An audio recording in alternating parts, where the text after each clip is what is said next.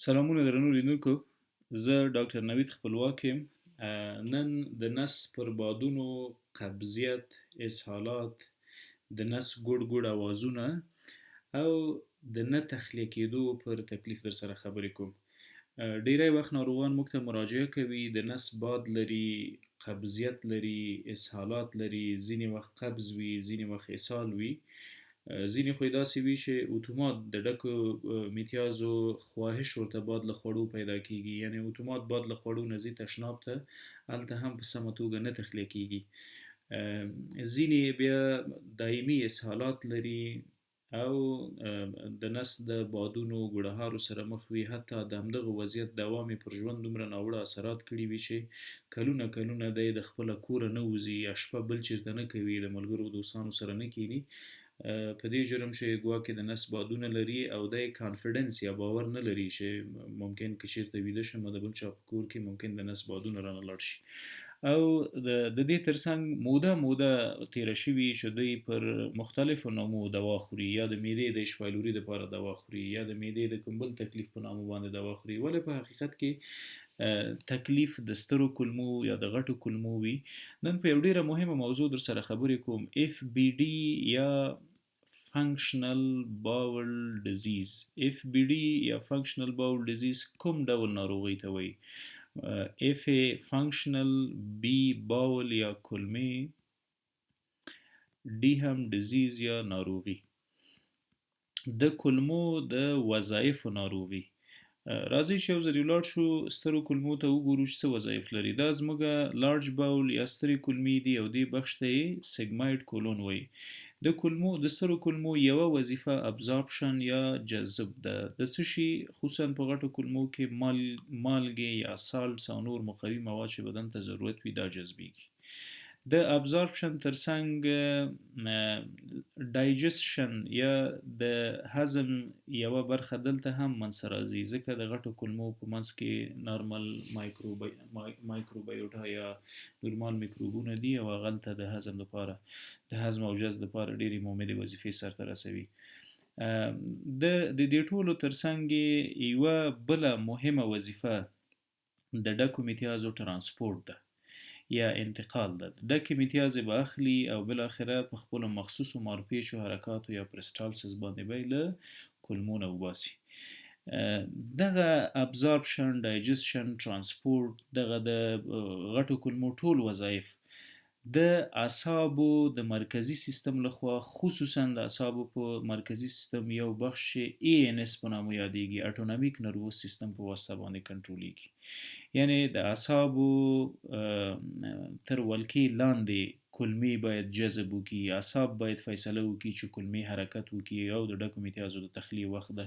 خصوصا د دې لپاره مختلف ریفلکسونه لري لکه ډیفیکیشن ریفلکس. د اعصابو لخوا کلمې کنټرولیږي او د کلمو نظام هم مستقیم د اعصابو تر ولکې لاندې ده.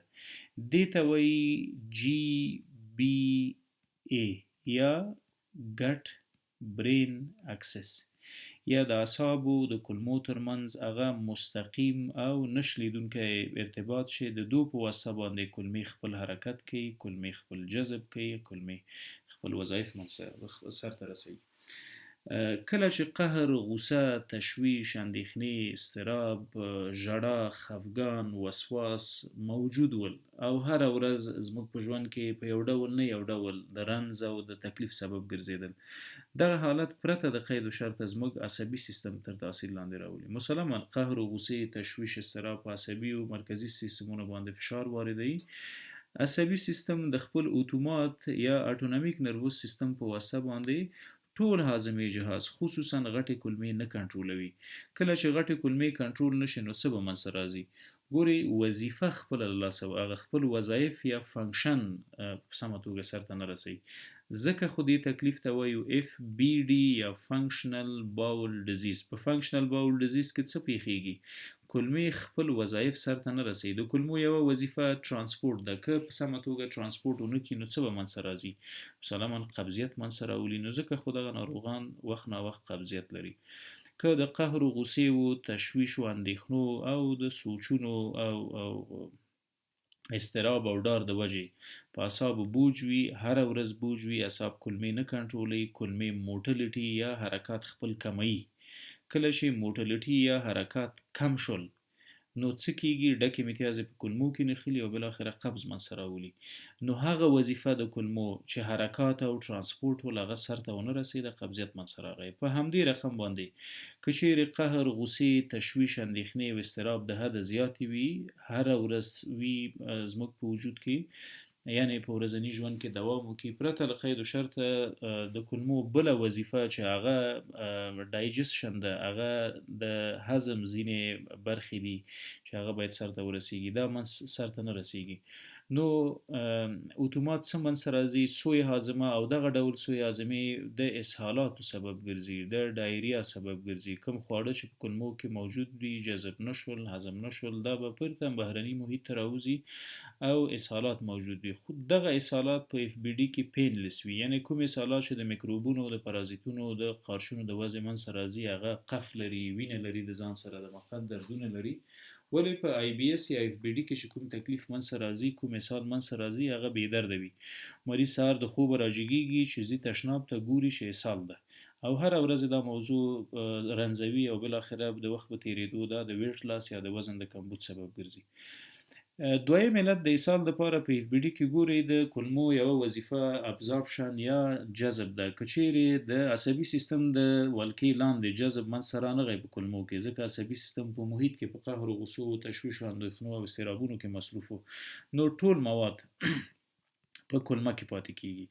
دلته که د کولمو حرکات د اعصابو د سیستم لخوا کنټرول نه ول او په ناګهانه توګه ګړندي حرکات یا پرسټالسز موومنټ سٹارټ شول، نو مریض ډایریا لري، ډایریا یا اسهال. ډیری وخت د نس د بادونو د ګډ ګډ اوازونو سره مریضان دوامداره اسهالات لري. دغه اسهالات د قهر او د غوسې د وجې پیدا شوي دي. که هغه وخت کې بادونه، قبضیت او اسهالات دغه مریضان کم احساس کوي په کومه ورځ چې نسبتا خوشحاله وي. ځینې وي چې هغوی مکس وضعیت سره مخ شوي، یعنی هم کانسټیپیشن لري، یعنی قبضیت لري، هم اسهالات لري. د ورځې په جریان کې یا د هفتې په جریان کې دواړه تجربه کوي، کله قبض وي او کله هم اسهال وي. په دواړو حالاتو کې د نس بادونه او ګړو ګړ اوازونه دغه مریضان لري. اف بی ډي همدغه وضعیت ته د ایریټیبل باول سندروم په نامه یا آی بی اس په نامه هم نوم ورکول کیږي. ایریټیبل باول سندروم، ایریټیبل باول سندروم څه معنا لري؟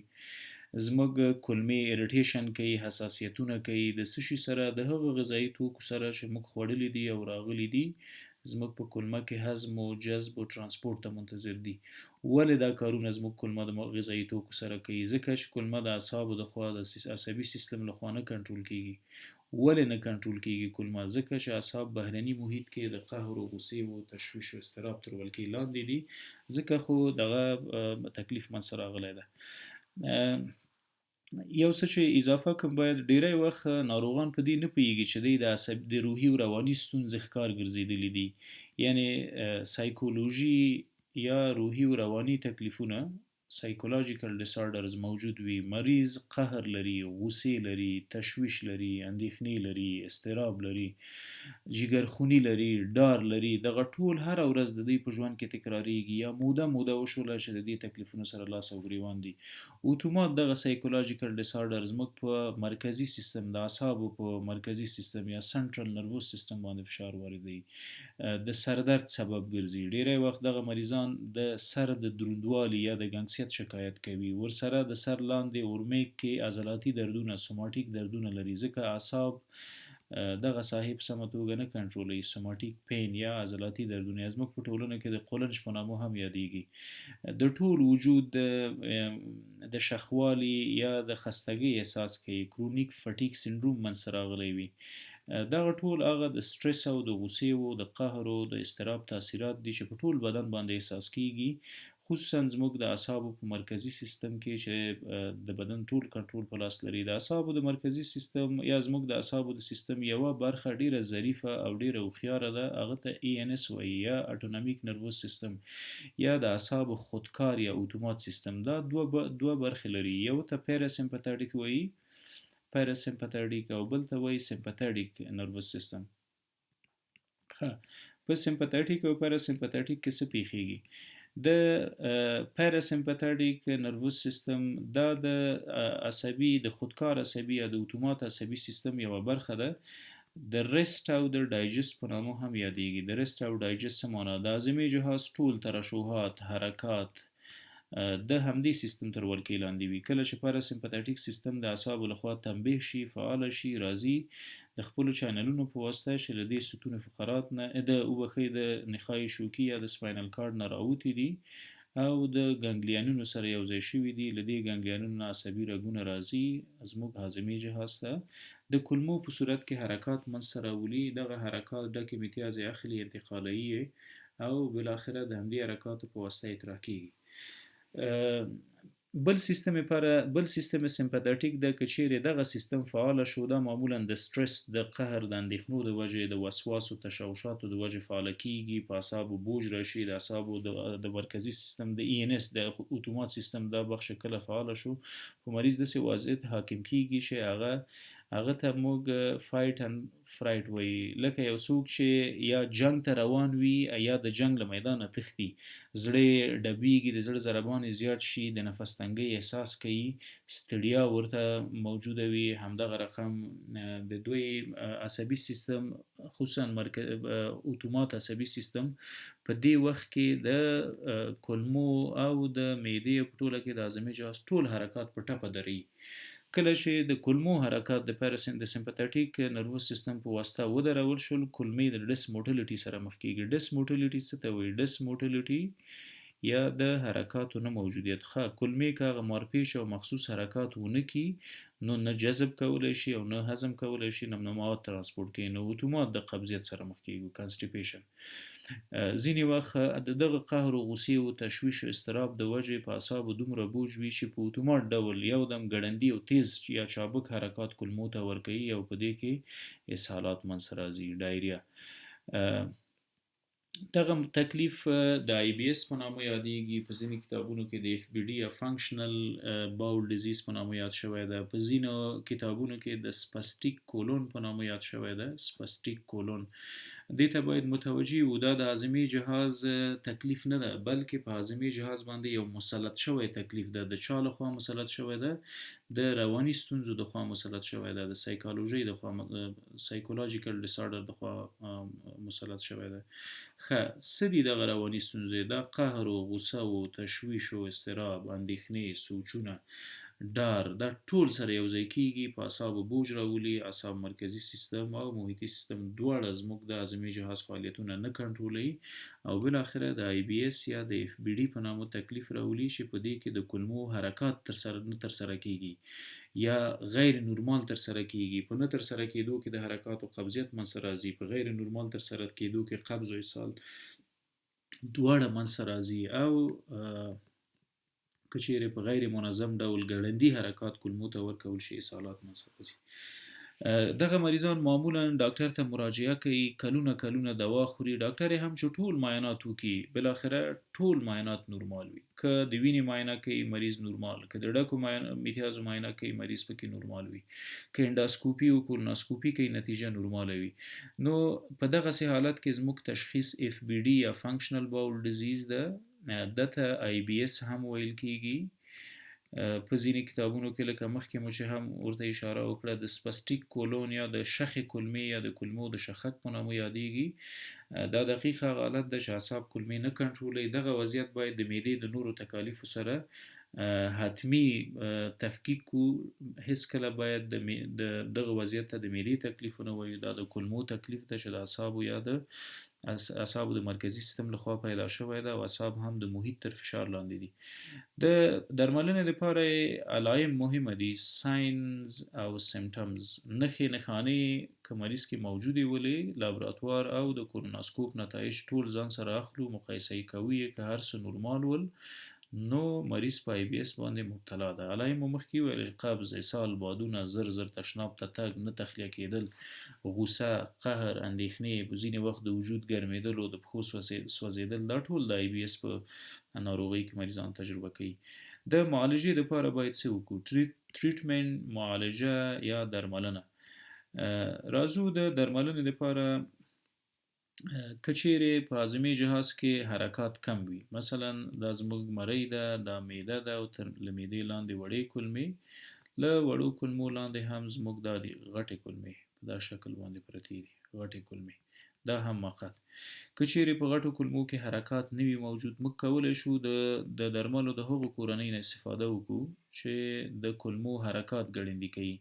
سپازمولډکس کې کوم درمل موږ لرو؟ سپازمولډکس هغه حرکات چې سپازمونه شخکونه د کولمو کموي، لکه ډروټاویرین، میباویرین. د دې ترڅنګ بل صنف د درملو چې کولی شي په دې وضعیت کې زموږ سره کومک وکړي هغه پروکینټکس دي. پروکینټکس هغه درمل دي چې د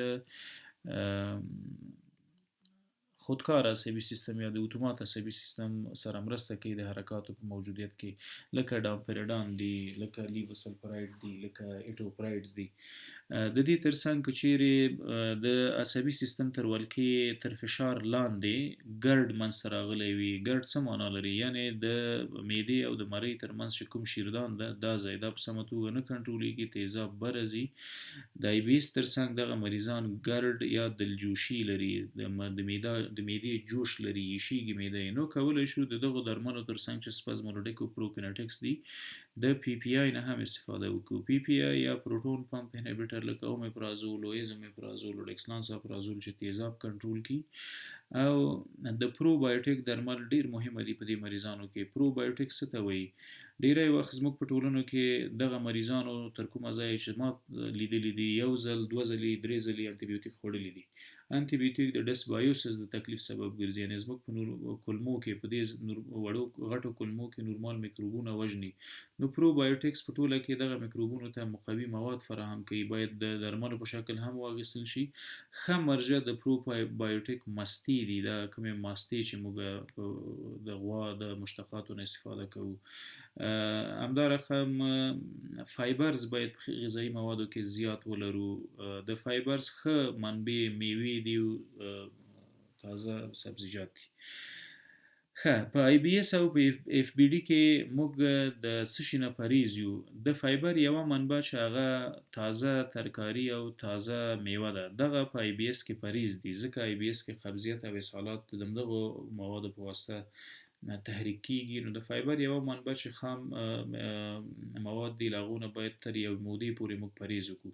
سلاد یا ترکاري باید ونه خورو. تازه میوه باید جوس کو وخورو، د جوس په شکل یې وڅښو، ځکه هغه طفالی باید توکو چې هغه کولی شي د نس د بادونو د قبضیت سبب وګرځي. دغه پرهیز کوتاه مدت یا د لنډې مودې دپاره ده.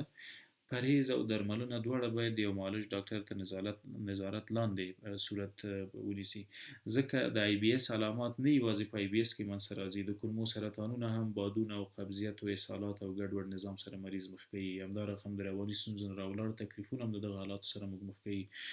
میکروبونه او د کولمې ځینې تکالیف چې هغه ډیر مهمه دي، لکه کرون ډیزیز او یا د کرون بیماری یا السریټیو کولایټس چې په ده کې د غټو کولمو زخمونه منځته راځي، دفاعي سیستم راځي او زموږ په وړو غټو کولمو حمله کوي، د زخمونو او د ژوبلیدو سبب یې ګرځي. په دو کې هم د نس بادونه، قبضیت او اسهالات منځته راځي. په امیبو جارډیا کې هم دغه وضعیت سره مخ کیږو. ولې په ټوله کې د آی بي اس او د اف بي ډي تکلیف که مشکوک یو باید ډاکټر ته مراجعه وکړو چې هغې د معالجې دپاره اړوند تدابیر ونیسي. مننه.